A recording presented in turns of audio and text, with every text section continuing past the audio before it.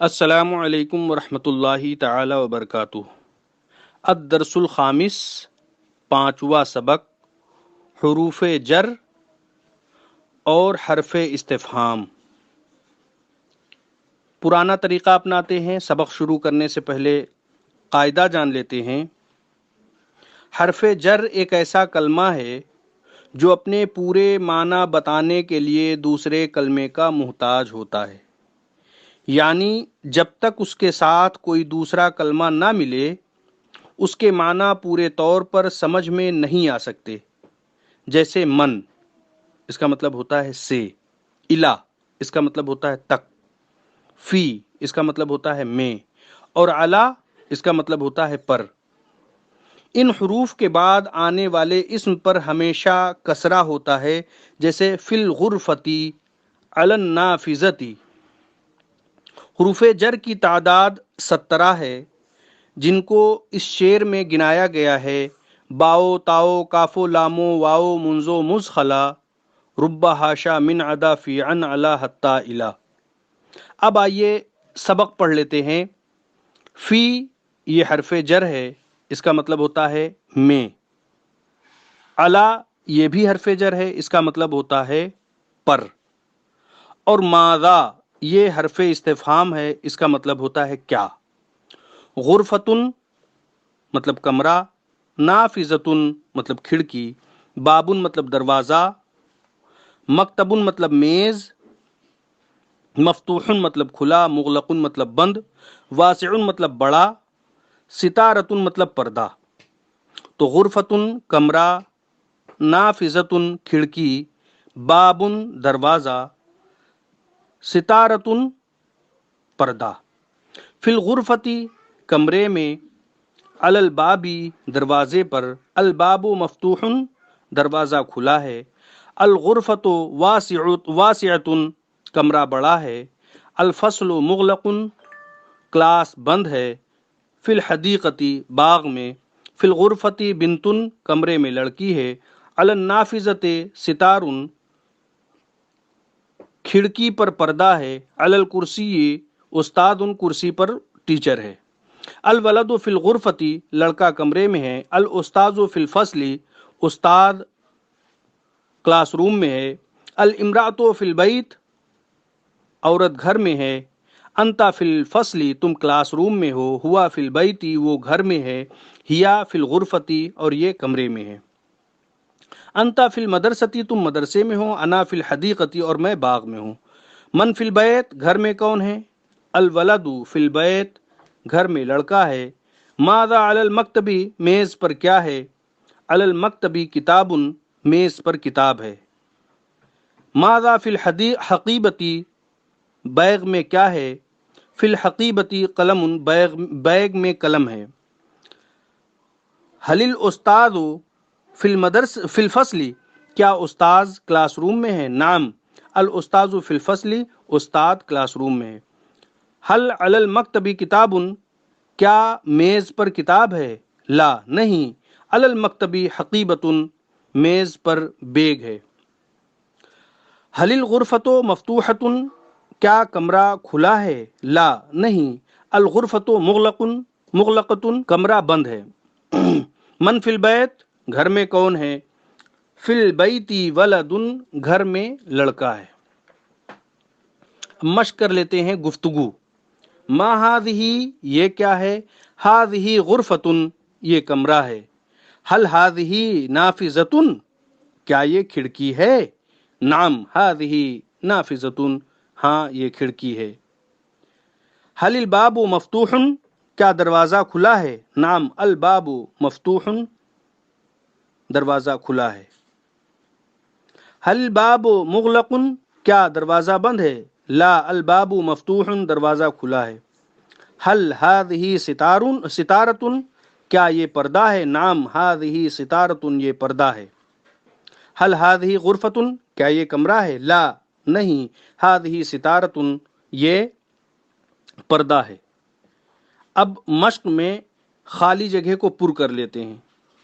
الغرفتو ہے، اس کے آگے خالی جگہ ہے تو مفتوحتن بھر کر کے اس کو بنا لیں گے الغرفتو مفتوحتن، یعنی کمرہ کھلا ہے۔ دوسرے میں البابو کے بعد خالی جگہ ہے تو مغلقن بڑھا لیں گے تو البابو مغلقن دروازہ بند ہے۔ تیسرے میں مغلقن موجود ہے تو البابو لگا لیں گے، البابو مغلقن۔ چوتھے میں فی اس کے بعد خالی جگہ ہے بنتن تو الغرفتی بڑھا لیں گے تو فی الغرفت بنتن کمرے میں لڑکی ہے۔ پانچواں ہے الولد فی اس کے بعد خالی جگہ ہے تو الفصل اس خالی جگہ میں بھر دیجئے، ہو جائے گا الولد فی الفصل لڑکا کلاس روم میں ہے۔ چھٹے میں ہیا فی بھر لیجئے اور البیت آگے موجود ہے تو ہو جائے گا ہیا فی البیتی وہ گھر میں ہے۔ فی اس کے بعد خالی جگہ استاذن فی الکرسی یہ استاذن نہیں ساتویں نمبر پر فی ہے تو یہاں الفصل پڑھ لیجئے، فی الفصل استاذن کلاس روم میں استاذ ہے۔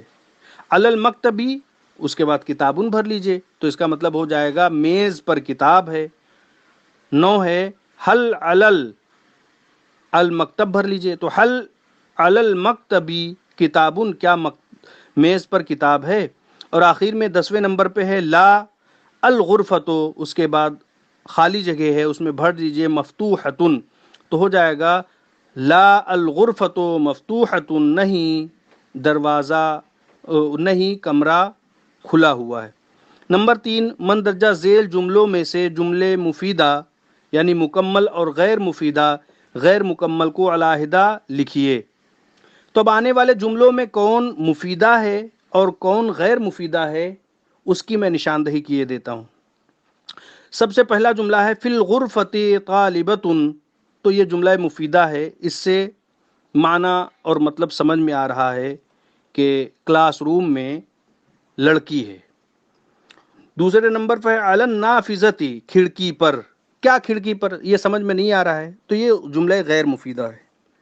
تیسرے پر ہے فی الحقیبۃ بیگ میں، کیا بیگ میں، تو یہ بھی جملہ غیر مفیدہ ہے۔ تیسرا ہے فی الحدیقۃ بنتن باغ میں لڑکی ہے، جملہ مفیدہ ہے۔ الامرأۃ فی البیت عورت گھر میں ہے، جملہ مفیدہ ہے۔ علی المکتب جملہ غیر مفیدہ ہے۔ انا فی المدرسۃ یہ جملہ مفیدہ ہے کہ میں مدرسے میں ہوں۔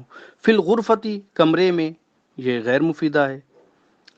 ماذا علی المکتب میز پر کیا ہے، جملہ مفیدہ ہے۔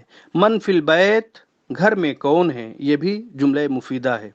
اب مشق کے چوتھے جز میں الف اور بے دونوں حصوں میں مناسب الفاظ کو ملا کر کے اپنی کاپیوں میں آپ لکھ لیجئے۔